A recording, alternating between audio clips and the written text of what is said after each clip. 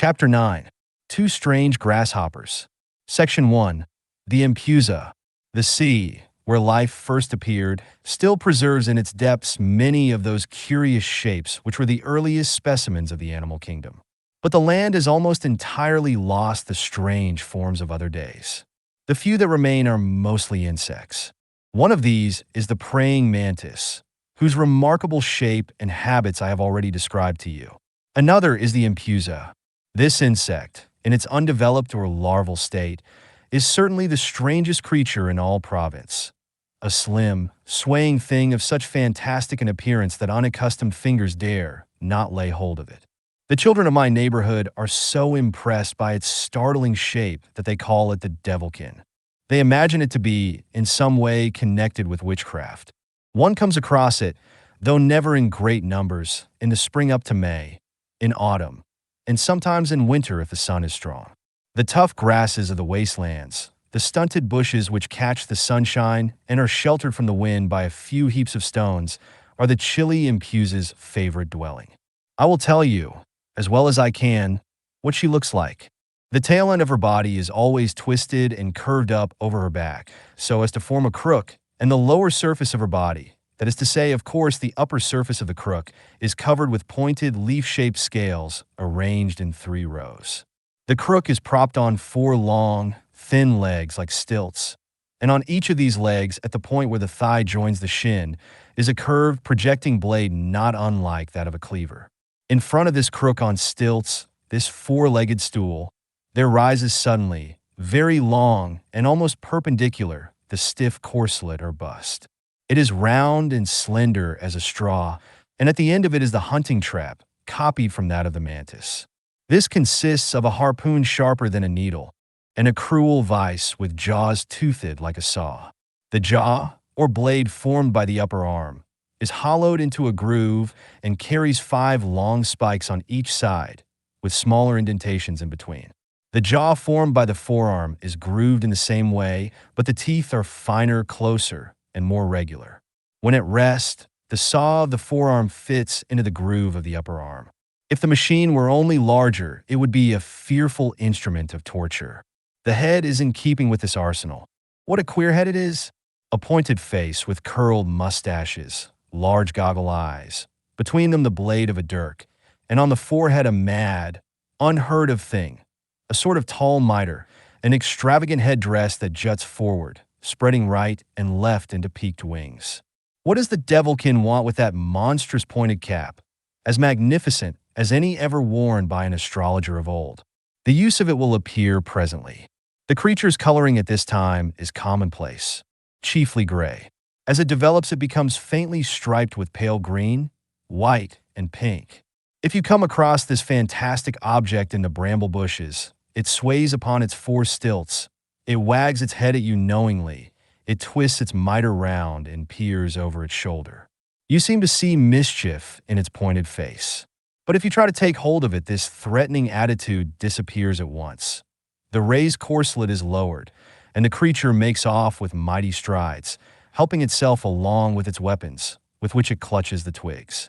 If you have a practiced eye, however, the empusa is easily caught and pinned in a cage of wire gauze. At first, I was uncertain how to feed them. My devilkins were very little, a month or 2 old at most. I gave them locusts suited to their size, the smallest I could find. They not only refused them, but were afraid of them. Any thoughtless locust that meekly approached an empusa met with a bad reception. The pointed mitre was lowered, and an angry thrust sent the locust rolling. The wizard's cap, then, is a defensive weapon. As the ram charges with his forehead, so the empusa butts with her mitre. I next offered her a live housefly, and this time the dinner was accepted at once.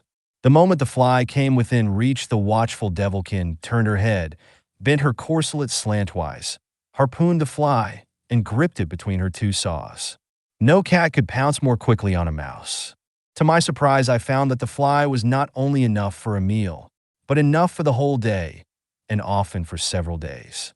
These fierce-looking insects are extremely abstemious. I was expecting them to be ogres, and found them with the delicate appetites of invalids. After a time, even a midge failed to tempt them, and through the winter months, they fasted altogether. When the spring came, however, they were ready to indulge in a small piece of cabbage butterfly or locust, attacking their prey invariably in the neck, like the mantis. The young Empusa has one very curious habit when in captivity. In its cage of wire gauze, its attitude is the same from first to last, and a most strange attitude it is. It grips the wire by the claws of its four hind legs and hangs motionless, back downwards, with the whole of its body suspended from those 4 points. If it wishes to move, its harpoons open in front, stretch out, grasp a mesh of the wire, and pull. This process naturally draws the insect along the wire, still upside down. Then the jaws close back against the chest. And this upside-down position, which seems to us so trying, lasts for no short while. It continues in my cages for 10 months without a break. The fly on the ceiling, it is true, adopts the same position, but she has her moments of rest. She flies, she walks in the usual way. She spreads herself flat in the sun. The Empusa, on the other hand, remains in her curious attitude for 10 months on end, without a pause. Hanging from the wire netting, back downwards, she hunts, eats, digests, dozes, gets through all the experiences of an insect's life, and finally dies. She clambers up while she is still quite young. She falls down in her old age a corpse. This custom is all the more remarkable in that it is practiced only in captivity. It is not an instinctive habit of the race. Out of doors the insect, except at rare intervals, stands on the bushes back upwards. Strange as the performance is, I know of a similar case that is even more peculiar: the attitude of certain wasps and bees during the night's rest. A particular wasp, an Ammophila with red forelegs, is plentiful in my enclosure towards the end of August and likes to sleep in one of the lavender borders. At dusk, especially after a stifling day when a storm is brewing, I am sure to find the strange sleepers settled there. Never was a more eccentric attitude chosen for a night's rest. The jaws bite right into the lavender stem.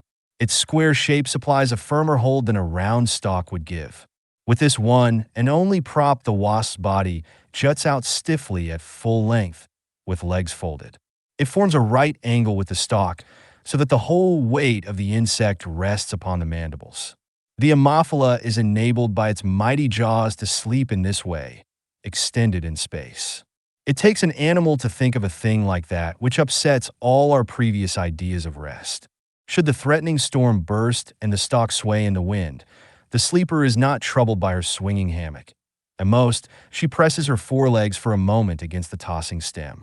Perhaps the wasp's jaws, like the bird's toes, possess the power of gripping more tightly in proportion to the violence of the wind.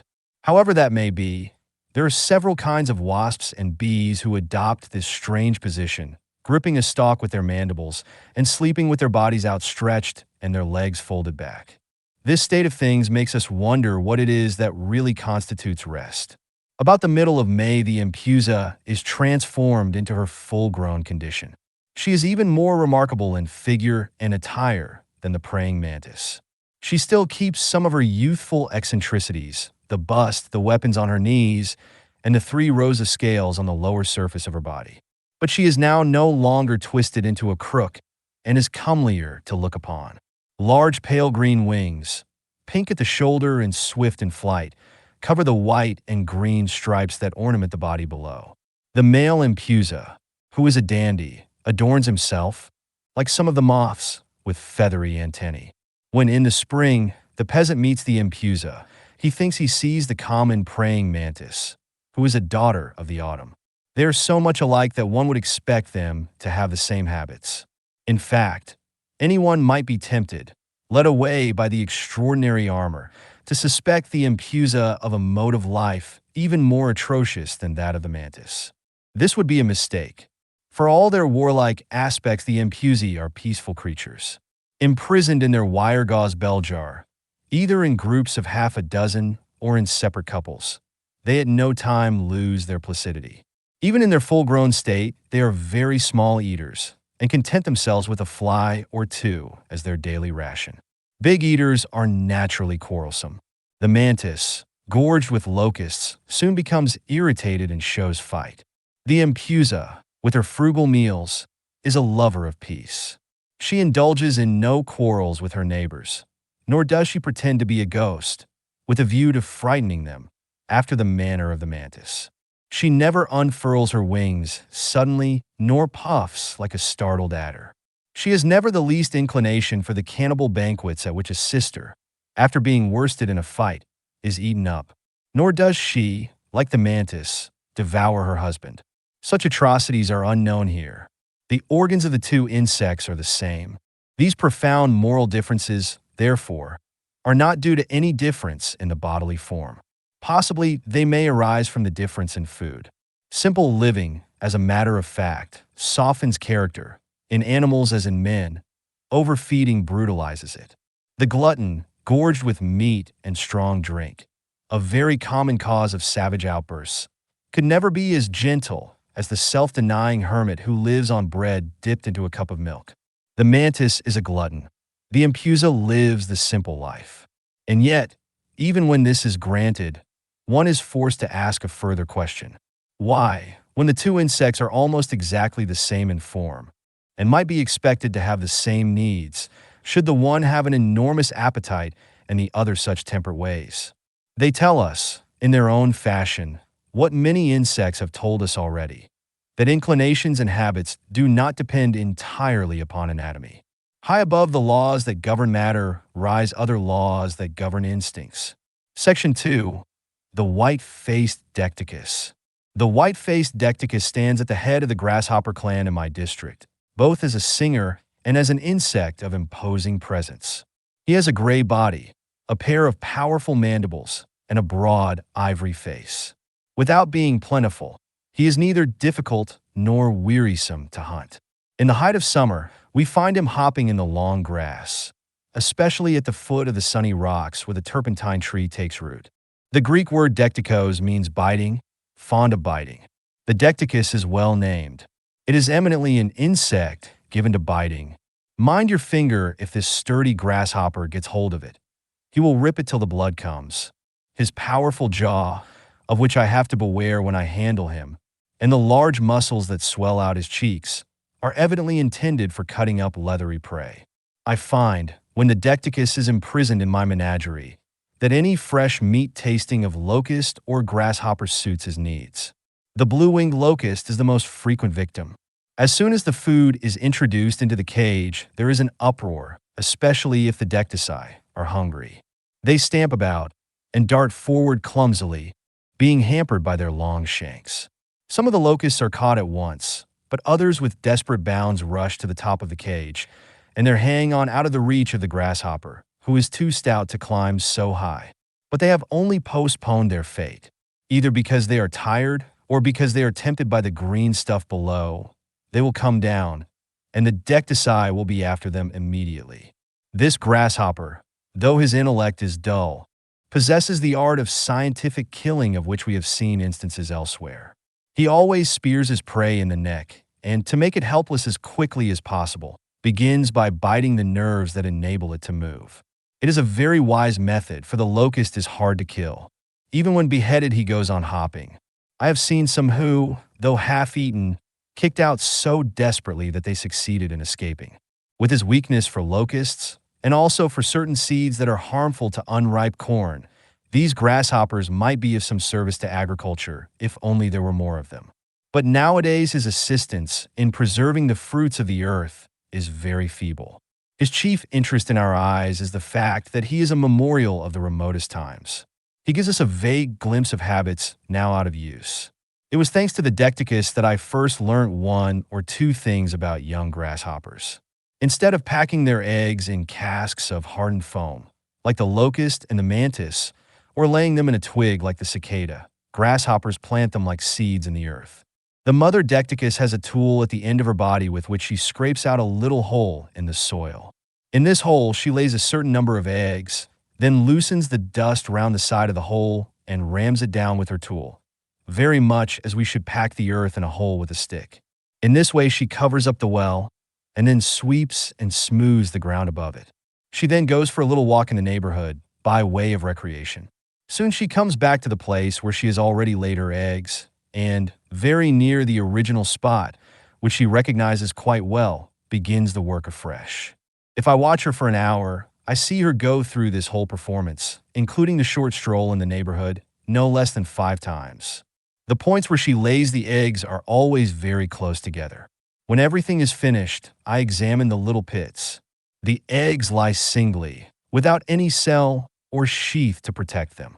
There are about 60 of them altogether, pale lilac gray in color, and shaped like a shuttle.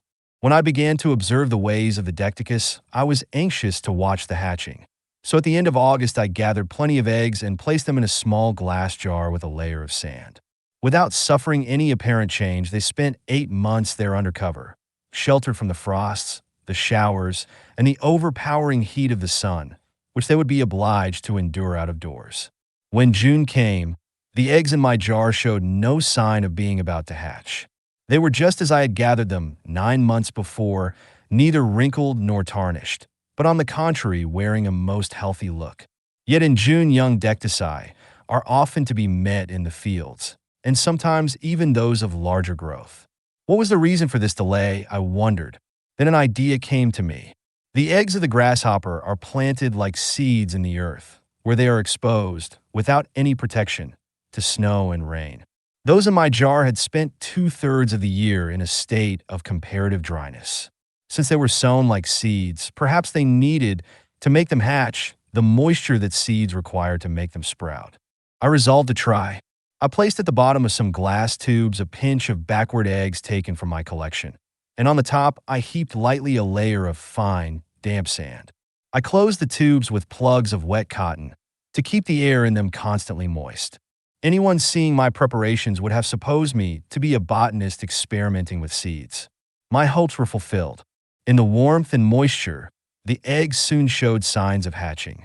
They began to swell, and the bursting of the shell was evidently close at hand. I spent a fortnight in keeping a tedious watch at every hour of the day, for I had to surprise the young Decticus actually leaving the egg in order to solve a question that had long been in my mind. The question was this. The grasshopper is buried, as a rule, about an inch below the surface of the soil. Now the newborn Decticus, hopping awkwardly in the grass at the approach of summer, has, like the full-grown insect, a pair of very long tentacles, as slender as hairs, while he carries behind him 2 extraordinary legs, 2 enormous, hinged jumping poles that would be very inconvenient for ordinary walking. I wish to find out how the feeble little creature set to work, with this cumbrous luggage, to make its way to the surface of the earth. By what means could it clear a passage through the rough soil? With its feathery antennae, which an atom of sand can break, and its immense shanks, which are disjointed by the least effort, this mite is plainly incapable of freeing itself. As I have already told you, the cicada and the praying mantis, when issuing, the one from his twig and the other from his nest, were a protective covering like an overall. It seemed to me that the little grasshopper, too, must come out through the sand in a simpler, more compact form than he wears when he hops about the lawn on the day after his birth. Nor was I mistaken. The Decticus, like the others, wears an overall for the occasion. The tiny, flesh-white creature is cased in a scabbard which keeps the 6 legs flattened against the body, stretching backwards, inert. In order to slip more easily through the soil, his shanks are tied up beside him, while the antennae, those other inconvenient appendages, are pressed motionless against the parcel. The head is very much bent against the chest, with the big black specks that are going to be its eyes, and its inexpressive, rather swollen mask. It suggests a diver's helmet. The neck opens wide at the back, and with a slow throbbing, by turns swells and sinks. It is by means of this throbbing protrusion through the opening at the back of the head that the newborn insect moves. When the lump is flat, the head pushes back the damp sand a little way and slips into it by digging a tiny pit. Then the swelling is blown out and becomes a knob which sticks firmly in the hole. This supplies the resistance necessary for the grub to draw up its back and push. Thus a step forward is made. Each thrust of the motor blister helps the little Decticus upon the upward path. It is pitiful to see this tender creature, still almost colorless, knocking with its swollen neck and ramming the rough soil. With flesh that is not yet hardened, it is painfully fighting stone, and fighting it so successfully that in the space of a morning it makes a gallery, either straight or winding, an inch long and as wide as an average straw. In this way, the harassed insect reaches the surface. Before it is altogether freed from the soil, the struggler halts for a moment to recover from the effects of the journey. Then, with renewed strength, it makes a last effort. It swells the protrusion at the back of its head as far as it will go and bursts the sheath that has protected it so far. The creature throws off its overall. Here, then, is the Decticus in his youthful shape, quite pale still, but darker the next day, an irregular blackamoor compared with the full-grown insect. As a prelude to the ivory face of his riper age, he wears a narrow white stripe under his hind thighs. Little Decticus, hatched before my eyes, life opens for you very harshly. Many of your relatives must die of exhaustion before winning their freedom. In my tubes, I see numbers who, being stopped by a grain of sand, give up the struggle halfway and become furred with a sort of silky fluff. Mildew soon absorbs their poor little remains, and when carried out without my help, their journey to the surface must be even more dangerous, for the soil out of doors is coarse and baked by the sun. The little white-striped insect nibbles at the lettuce leaf I give him and leaps about gaily in the cage where I have housed him. I could easily rear him, but he would not teach me much more, so I restored him to liberty. In return for what he has taught me, I give him the grass and the locusts in the garden. For he taught me that grasshoppers, in order to leave the ground where the eggs are laid, were a temporary form which keeps those two cumbrous parts, the long legs and antennae, swathed together in a sheath. He taught me, too, that this mummy-like creature, fit only to lengthen and shorten itself a little, has for its means of traveling a hernia in the neck, a throbbing blister, an original piece of mechanism which, when I first observed the Decticus, I had never seen used as an aid to progression.